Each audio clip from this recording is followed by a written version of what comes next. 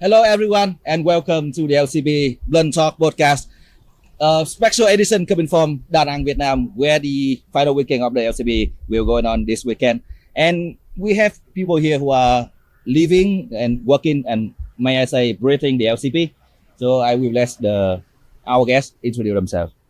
Hey, I'm Piotr. I'm head of the product team for LCP. Take care of everything related to LCP and hopefully doing a good job, as I'm sure you guys will tell me. Yeah, I think you're doing an excellent job. And it's not just because I'm the CEO of Team Secret, but like truly from the bottom of my heart, if I could thank you, I would.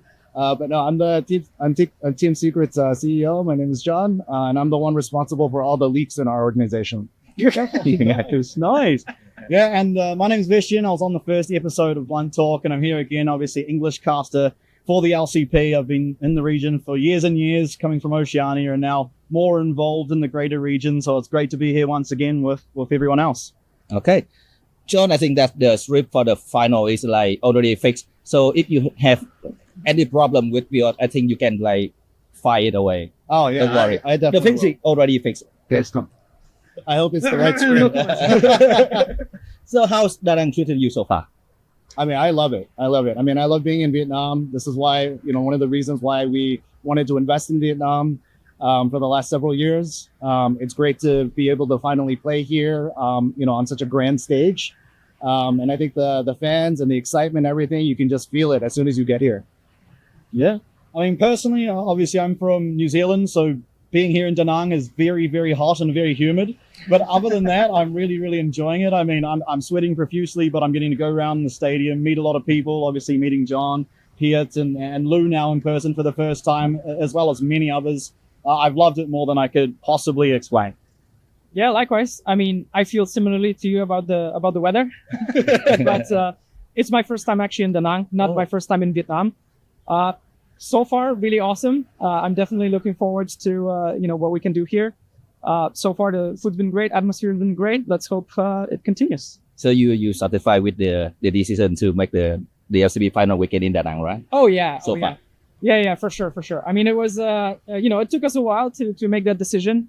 Things were moving pretty fast in the first year, but I think we're in the right place. I'm super excited that we can bring the event to Vietnamese fans, especially. And yeah, let's hope we continue. Can you share more about the decision to make the final in Da Nang? What's the best thing about it? Yeah, I mean, in general, we have the sort of base, the studio for LCP in Taipei. And so that's the city that's seen the most play so far on site, right? But we do want to, we cover pretty much all of APAC, except Korea, that China that has their own region.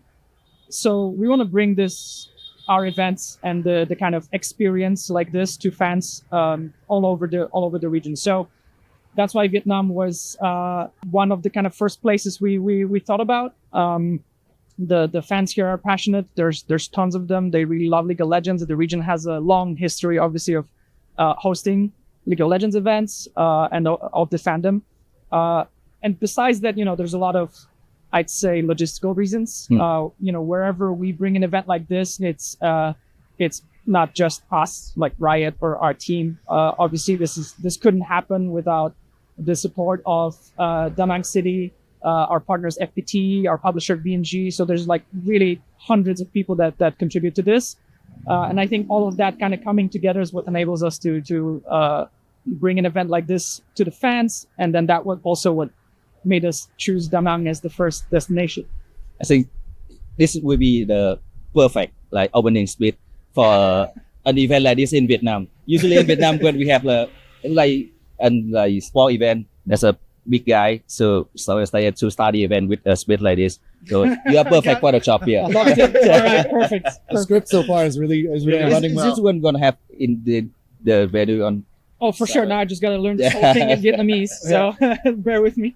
Did you always, how long or how quickly did you guys want to do it in Vietnam? Was it before the year started? Was it a month into the year or I mean, not necessarily just Da Nang, but in Vietnam? Yeah. So I mean, we started talking about it about the same time as we started talking about where to actually have the studio. Yeah, right. Because it's a similar process, right? Obviously, with the roadshow, we can do something else every year.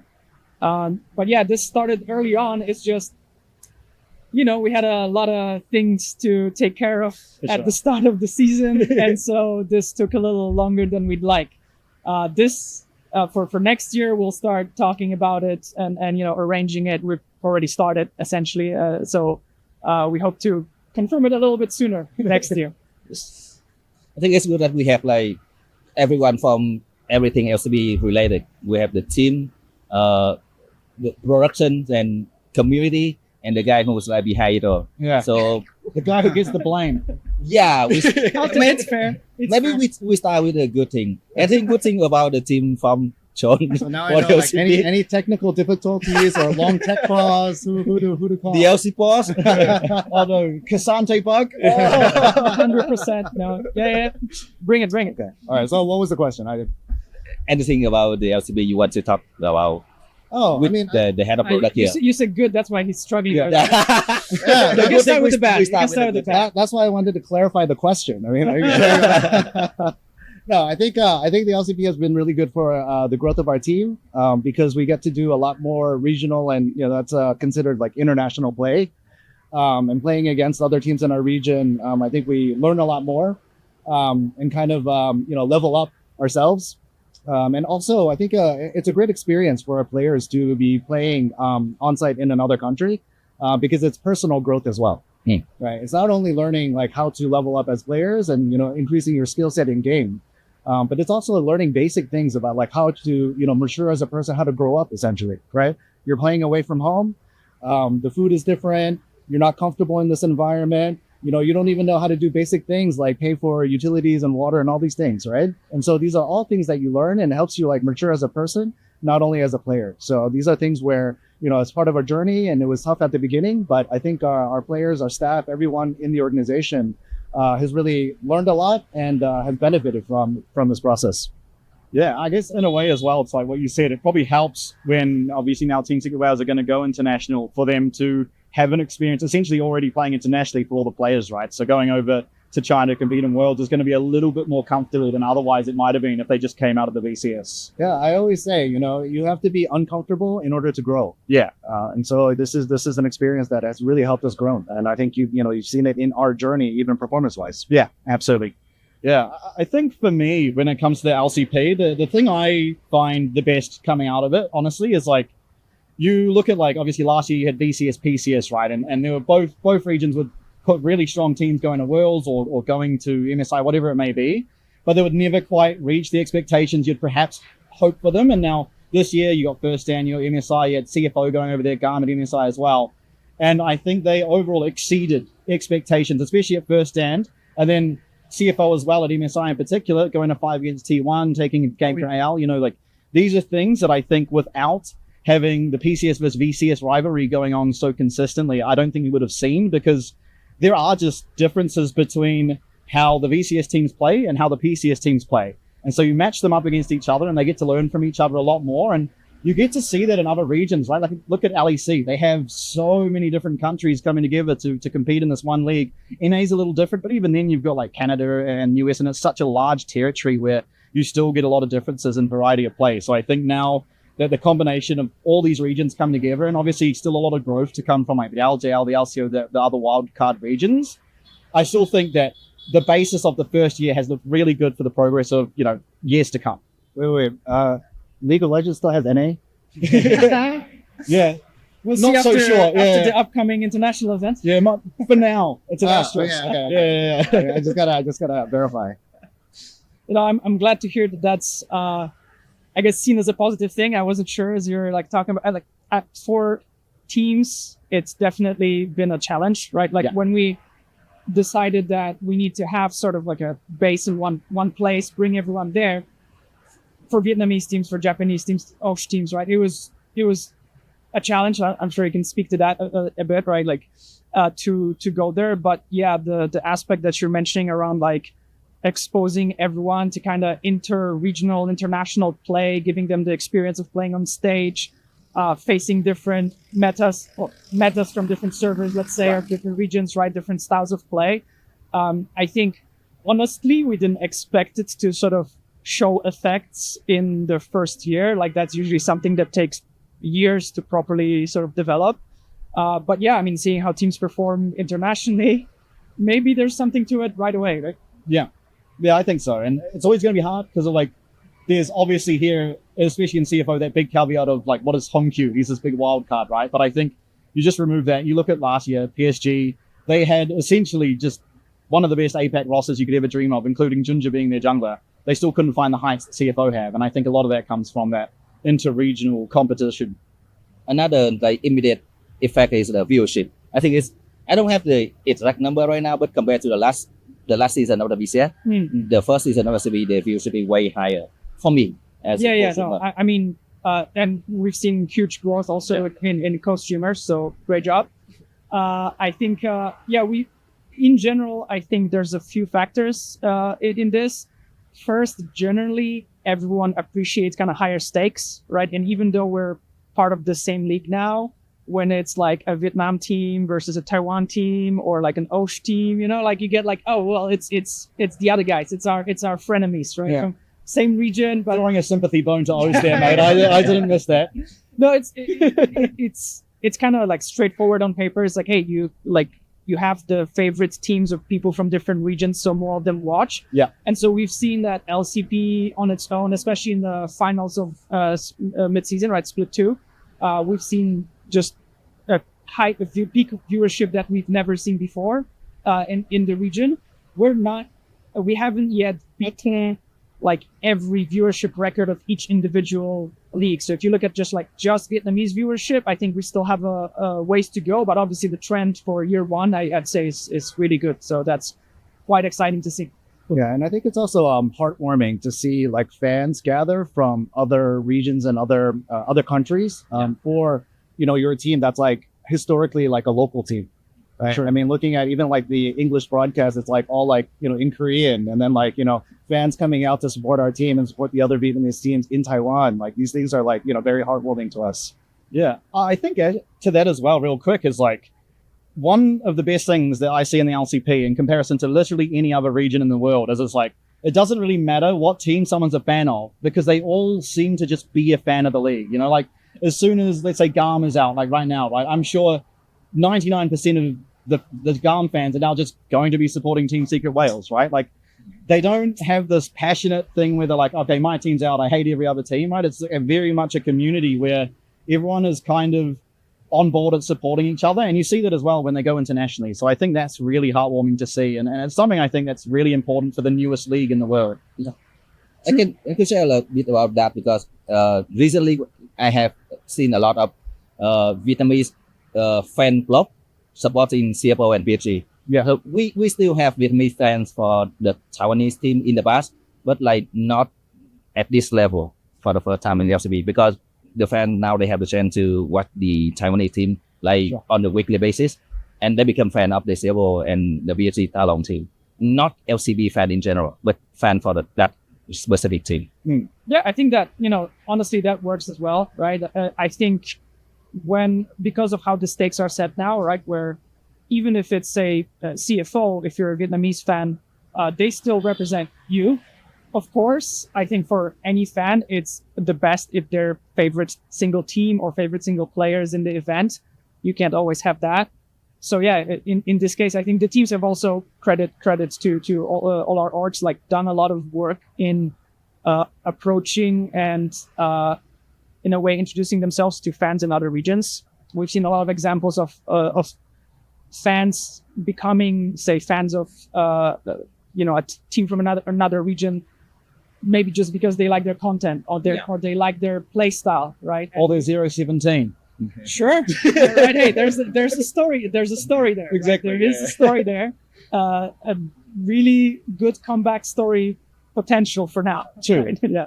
I think the one problem the fan that I will be representative of the fan as they have some question. Fan interaction for local team. Now they become a regional team, but they're based in Taiwan, and the direct connection between like fan of like maybe Team Secret Wales and GAM and MPK. So how do you deal with that? in the first season from your perspective? Yeah, I think the first season is it's like a learning for everyone across everything, right? So like fan engagement is one of the things that we value a lot, and it's something that we have learned a lot. So now, like you mentioned, right, we're a team that plays in like offsite essentially, but we have like a lot of ideas for season 2 now, right? We have a lot of ideas for things like local watch parties. Like how can we bring the fans out and like locate them together to still show fandom and connect with our players, even though our players are playing somewhere else.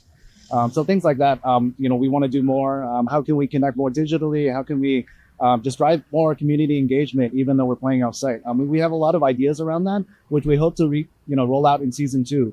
But all the questions about the strict script for season 2 is this guy. Yeah. I mean, okay, we honestly we haven't caught up to writing the script for Split 2 yet. But, But the script for season 1 is already done, right? Yeah, so you have to ask the broadcast team. They're the masters of the script. But yeah, I think this is also something we think about a lot on the team. And right now we're doing a single roadshow per season. I don't want to sort of imply that we're going to do more because that's a huge undertaking, right? Sure. But we're definitely looking at other ways, maybe a bit less like high scale compared to Da Nang, right? But how to bring this on-site play to fans locally outside of Taipei as well. And you've seen probably in other regions, teams organizing kind of like mini road shows themselves, doing some kind of kickoffs in another location. So we're definitely exploring stuff like that. Again, this is our first year, so there's been enough going on with just the sort of relatively simple plan that we have so far. But it's definitely top of mind for us, so that we can bring this kind of excitement and the exposure of local fans to their local heroes on site wherever we can. Andy, like team Secret Well home round in Saigon season 2. I think the home round system in FCK is a good example for that. Yeah, we have like most of the game played in LL Park, but there will be game played in the other venue for the team. Busan or Yeah.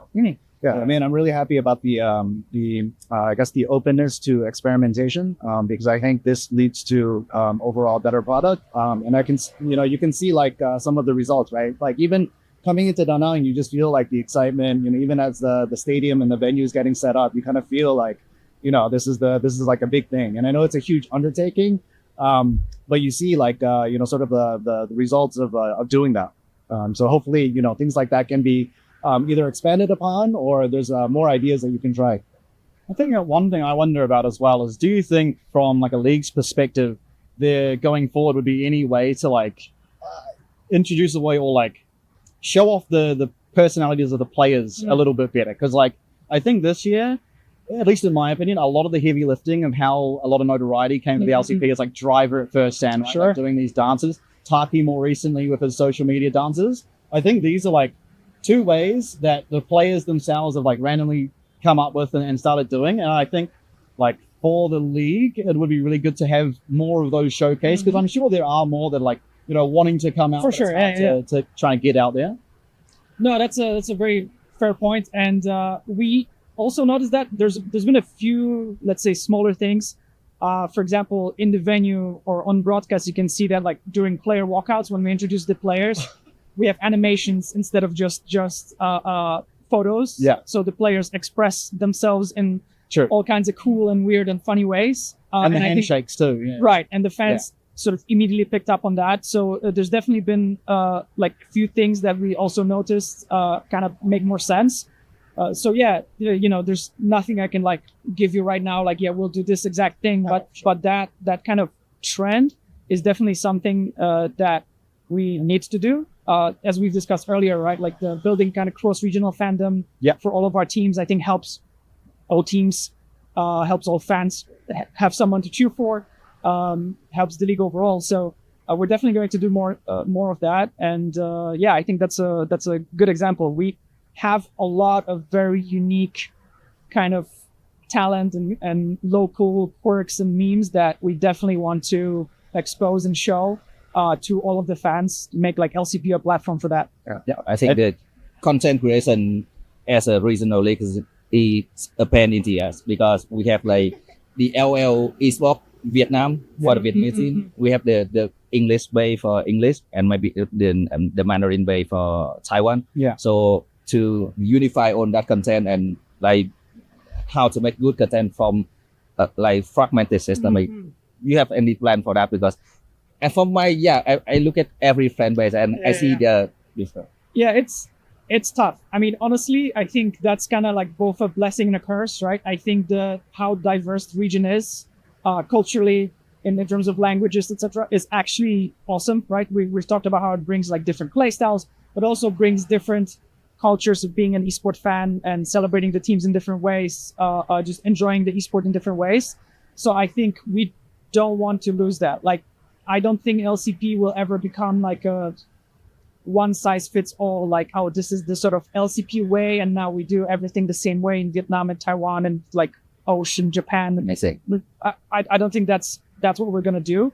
Obviously there are some things that needs to be consistent, right? Like when we're communicating about changes, about our schedule, about our format, like we want everyone to kind of understand, right, what we're doing, and so that needs to be unified. But I think again it's a good point. We need to still refine and improve the way that we like showcase those differences and celebrate them actually, rather than like imposing a strict one size fits all approach. Yeah, I think content creation actually will only get better with time because this is the first season of LCP, and a lot of content creation depends on storylines, right? And even though season 1 is scripted, it takes time for storylines to develop and rivalries and things like that, right? But you're right, it is a blessing and a curse because as we get more player expression, it's really good for the fans. But it's a curse because the team owners are going to get more penalties from the league.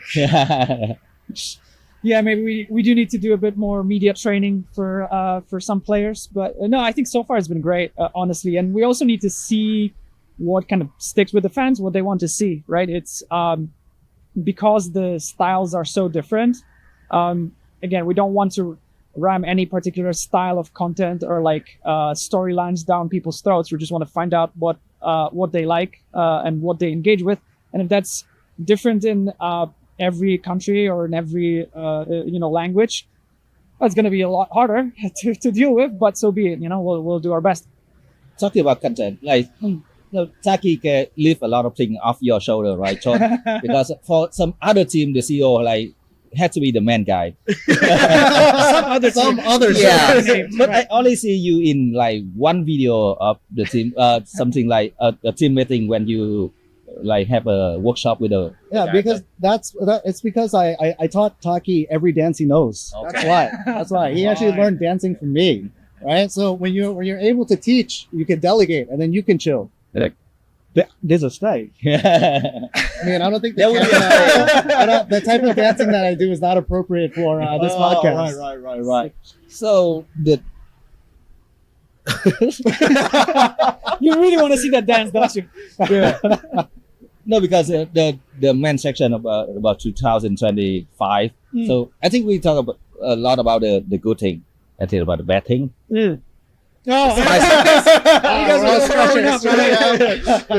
Unleashing the spicy one. Yeah, I think the one thing about 2025 that was, I guess, a little bit, I don't know if disappointing is the right word, but it feels like there's a very big disconnect between like the top 5 teams, which are all PCS, VCS, and then the bottom 2 teams, which are the Al and the Chiefs. And like, while there are some positives where that created a rivalry between the Al and OS, and then obviously the upper rivalry, I think it makes it a lot harder for fans of Oceania or fans of Al to be as passionate about the region in these cases. And I guess I wonder, from your perspective, is there something as a league where it's not necessarily always going to be based on performance, because you can't, as Riot, improve the performance of any teams, but is there a way that you could possibly improve the hopes of a region, perhaps? Woo! Yeah, that's a tough one. I mean, a little bit of that is, what we looked at from the start. So basically when we were considering, which teams do we approach, how many slots can be just straight up won by competitive merit versus how many do we want to like use to include the regions that maybe didn't perform as well. Although maybe in Japan's case, like SAGG did quite right last year, right? Yeah, So sure. this seemed like a no-brainer. And you're right. Like we obviously can't control, stripped aside, can't control how the teams perform. But yeah, I think there are ways to improve the chances over a region, or like any of the, or like sub-regions, let's say that are part of the league. It's not easy and it's not fast, but it's definitely one of our responsibilities as the league. So yeah, if you're gonna blame someone, like, bring it, right? So generally the way we approach it is like to improve the competitive performance of a region, right? There's a couple of things that it needs. Stability is one, and sustainability for the teams that are there. It needs to have a healthy like ecosystem and a healthy path to pro, right? So it needs to have a lot of new, fresh blood, young talent coming in and challenging the incumbents, right? To do that, the kind of local league needs to exist, needs to sustain, and needs to be relatively competitive. It needs to be just basically a good business for the partner that's operating it and for the teams that are participating. It needs to have fans and so on and so forth, right? So there's a lot of components. Some we have more control over than others. But yeah, so a little bit of that is reflected in how we select the teams. Obviously, having promo relegation, right, is one of the biggest components of that. Yeah. So I don't want to say that we kind of like outsource the responsibility to the regions. Like, hey, you have a path, so figure it out, right? There's things we're still doing, and in every kind of region or market or country, it works differently. We don't have like this same approach everywhere. So like VCS, PCS, LJL, OSH, they had kind of leagues that existed already when we started LCP. So that was pretty straightforward, right? Just plug them in. And then we've also worked with our local like Riot offices, our publishers locally, other partners to set up smaller, I guess, local leagues that generally fit into the wildcard qualifier. Yeah. That then brings you to Promorello. So, we've set up the path. We're working with our local stakeholders to make those leagues better and just basically survive and sustain. I think once that happens, we're going to see just pressure from the bottom, from the new challenger, if you will, teams coming up. Right. And then hopefully we'll see improvement from the top just by virtue of the teams playing against each other. And then, the players, teams, like John, you were saying about like the players maturing just by virtue of having a job in another country, essentially, right? Like that's, with that experience, they become not just hopefully better players competitively, but just better role models for the players back home, so to speak, right? Sure. Yeah, I mean, the answer is very obvious, right? The league should just give some money so that we can import some Koreans. No, but we have Korean in the league. Yeah, how'd that go for you? No, it always happens. Every single year, people think that they can just win by doing that like one move. It's like break the glass in case of emergency, and then it never works out. Right? There's all these cultural integration things, and it's just like it's but they think like it can work. But to your point, in all seriousness, I think long-term sustainability is really like the key, right? Like for us, like even if you look at our players, right, and our team, we've had some of the same players come back, and it's been like 3, 4, 5 years of development before we've even made it to Worlds finally, and we feel like we've had this like mental breakthrough, right, to get to this level, and to qualify in such a I don't want to say like dominant way, but it was like even better than my expectations. But this is like kind of years in the making, right? Like Eddie has been with us since like the very beginning. It's been many years, and you need time to be able to develop players not only from a skill set perspective, but also like culturally, mentally, all this type of stuff that makes you a tough player. Yeah, kind of like any workplace, right? Like you need to be able to build your team in the way that is best for success. And yeah, I think obviously congratulations is in order for making it to Worlds now. Especially like I don't think anyone came into that series and thought, oh yeah, Team Secret Wales got this so easily. So yeah. Yeah, look, we've lost the game so many times, but nobody beats us 10 times in a row. Okay, nobody. 10 times the charm, huh? There's like before the playoff, like I did not put any trust in this because I did so many times in the past. Like to tell you the truth, I root for them like from Team Secret and Team Well, and they both have a lot of like job in the past. So Yeah. I did not put a lot of trust in them. So I surprised me this time. Yeah. And correct me if I'm wrong, you are the youngest on average team, right? Yes. In our league right now, right? And so also going to Worlds from I think, our yeah. region, right? So when you talk about like it took a few years to develop the players, and despite spending a few years developing them, you're still the youngest team in our league, right? Like I think we need to enable stories like that, right? Like we need to enable teams to be able to do that. So take those young players, right? Spend a few years developing them before you can make it to these stages. So I think that's what I see as our responsibility. And boy, is it hard, but we're working at it. Oceania's got you with the 0-19 to 19-0 run, mate. Don't you worry. Look, I know it's that's a toughie, right? And some regions have further to go than others, right? But again, this doesn't, I guess, absolve us from this responsibility, right? We can't, frankly, just honestly, we can't just kind of grab a region and pull them to do that, right? And I'm not saying that like Osh wasn't trying or something, right? But sometimes it just circumstances don't work out. It's hard. And so that's why we didn't go to the different markets and go like Thailand. You're doing a league this year, right? Yeah. It was a conversation, right?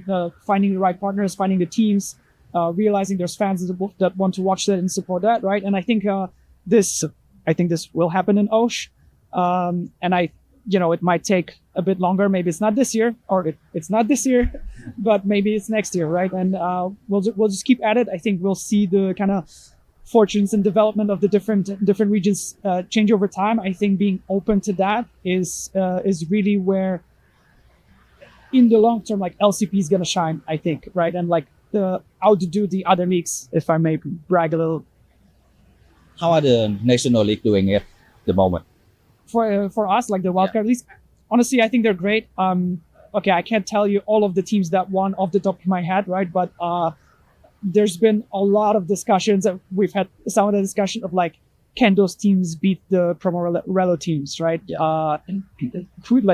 And there's a lot of conversation that would indicate, at least to me, and I have to honestly say, like, obviously I haven't seen all of the teams play. I can't follow all of that. It's almost too much, right? But I think it's a healthy system so far. And also, to be transparent, right? I talked about like we've had a bit of a slow start, right? This year.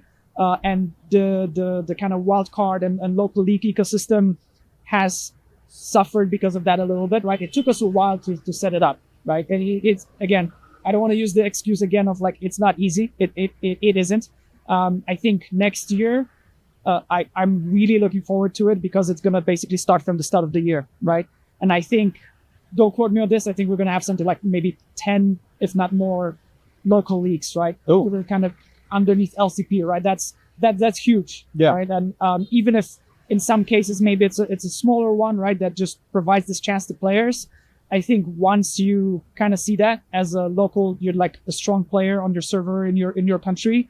I think once you see that, we'll see this kind of pressure from the bottom that essentially forces all of our teams in LCP to adapt and overcome. I think, speaking from my experience, I would love for the other C team to come back to the LCP, because I think, John, you can vouch for that. C as a reason we love to fight each other. So the national pride between the C team is really heated from the old GBL era, when like Vietnamese team like facing like Thailand, Indonesia, Philippines. The comment section is fire. So I miss that. I miss that, like battling with Bangkok Titan, Singapore Sentinel, and other team, Manila Eagle. So I hope we can see them soon in the LCP. Yeah, same. I'm really looking forward to that. I mean, this is kind of my background in esports. That's what I used to do in Europe, what I was really passionate about. I think, we talked a lot about like teams kind of promoting themselves and building fandom also in other countries, but 100%, no matter what, like the best case, right, is that for fans is to cheer from someone from their country. Right? It doesn't matter how much of an underdog you are and like how slim your chances may be. It's definitely something that like will bring more fans to LCP, right, to all of the teams, and will, I think, make other countries, and then consequently those leagues and those partners that are running them and the teams really sort of redouble their efforts into getting good at esports. So for 2025, we have in Vietnam we call CFO the big brother of the league, and Fair they enough. did a really good job in First Land and MSI. What do you guys think is the strength of CFO only, or it represent our league in a whole? Well, I mean, I think I somewhat touched on this earlier, right? Is that I think, yes, CFO are, I think, clearly our best team, but they're only able to continue getting better and keeping up with international teams because of how good the rest of the league is, right? Like, I think if Team Secret Wales or GARM or PSG weren't as good as they were at times, CFO would naturally sort of, recline, relax a little bit and then get a little bit complacent. I think it's really natural to see in esports. But this whole year, it's like, it doesn't matter how much CFO win by, or like they might be 9-0, but every series is still like, wow, they're like actually having to really work for this. They'll still end up winning, but it's never very clean. And it takes like really good gameplay out of them to get it done, which means they are just still having to continue improving. And there are so many reasons to that as well. Obviously, like the interregional thing, but I think there's very creative players. Like I always come back to Sealong and then Vikings, and like they always come up with these really unique meta things. I talked about it last time, where they invent a new way to play the game, and then the next week every other team is trying to copy exactly what they did. And I think without having all these other teams doing that, CFO wouldn't be as strong as they were. Still, they are the strongest in the league, but I don't think it comes without the other teams. Clearly the strongest. Clearly. Yeah, I think so. All right. Look, you guys beat them right back at the start, all right? I think the only way They were to the only answer one. that Almost feels like in 2024 back then. Wow. Wow. All right. That just makes this weekend more spicy. so we have the only team that can beat CFO in Đà Nẵng. Yes, that's true. That's There's true. only one team. It's all up to you. I mean, that's a lot of weight on our shoulders, but hopefully we can perform. Good practice for Worlds. That is true. That is true. I mean, I think I'm actually looking forward to Worlds a lot because I think I love to watch international gameplay, right? I think, like to your point, even like clashing between nations, right? I think like the fandom and everything just becomes like that much more passionate. So international gameplay, I think, is like something that's really good for me as a fan, and something I just love to watch. Fighting in VCS and everything was great, but now in LCP and then like soon on to Worlds, I think it's great. I mean, So one question to you. Speaking of international gameplay, Yeah. is there any thought about expanding the league to more teams? Ooh. Wait, how's that related to international gameplay? Because we'll have more teams, and then it'll be Yeah. more international, right? Unless you put 2 more Vietnamese teams in there. Right. Right. I mean, Whoa. We've got 3 of those. I'm just saying. yeah. I mean, okay. To be honest, right? It's the top 3 at the moment, or maybe 4 if we do super well, right? And MSI like going. So I don't think necessarily adding more is like what gets us better results at internationals.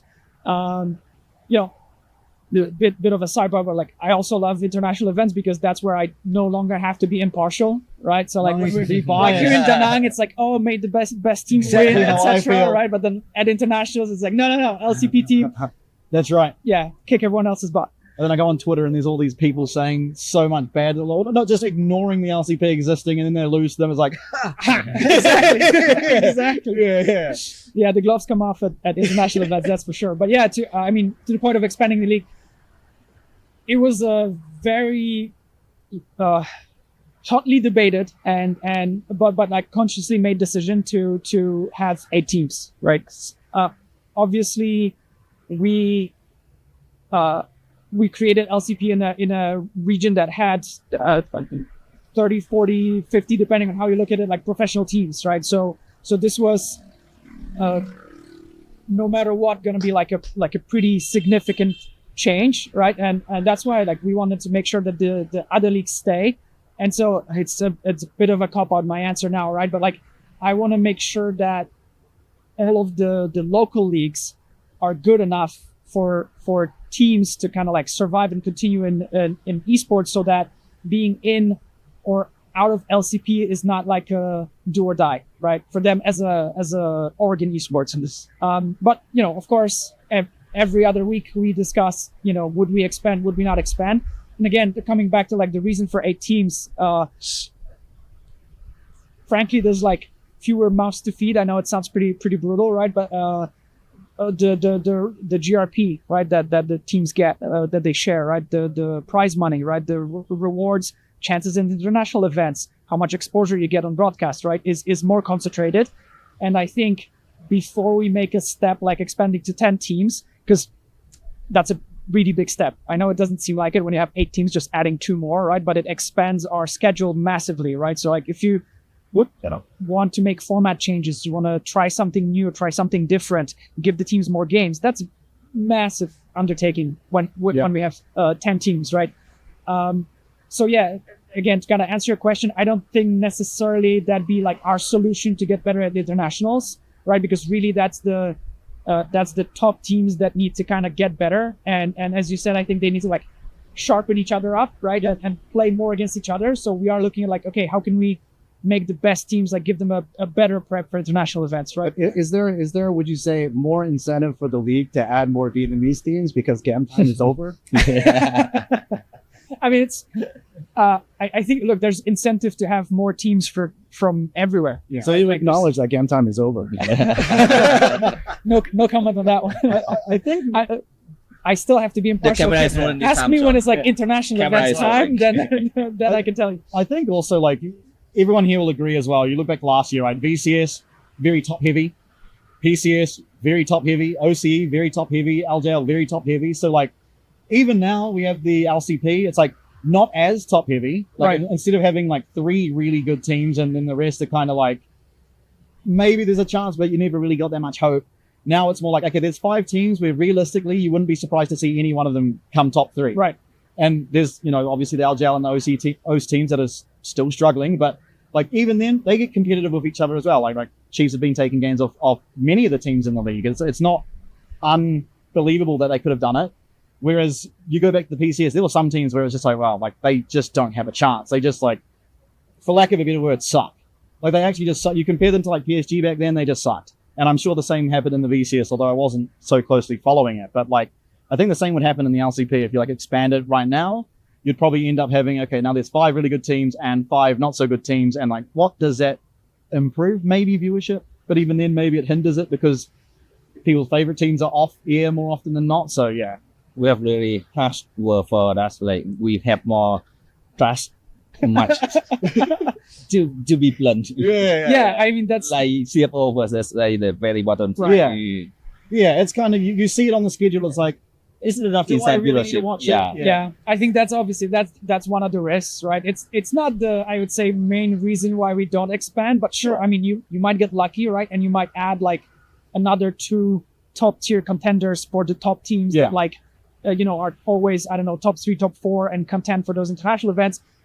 You might add the new bottom 2 teams, right? Yeah. Which doesn't really help anyone because honestly, at that point, some of them might be almost more helpful to their region, pulling up the teams in their local league rather than kind of like giving gimme wins to the top teams in LCP. Sure. Right. But yeah, it's really, I mean, this is, it's like an impossible. You can predict lose that, either way. You win either way. It's like you can't predict that. So I think it's a while still until we take that risk. But you never know.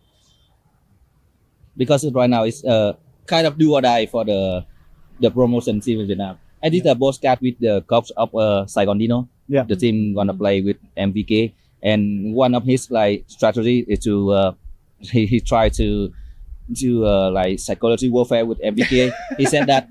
If my team lose, we go back to reset as usual.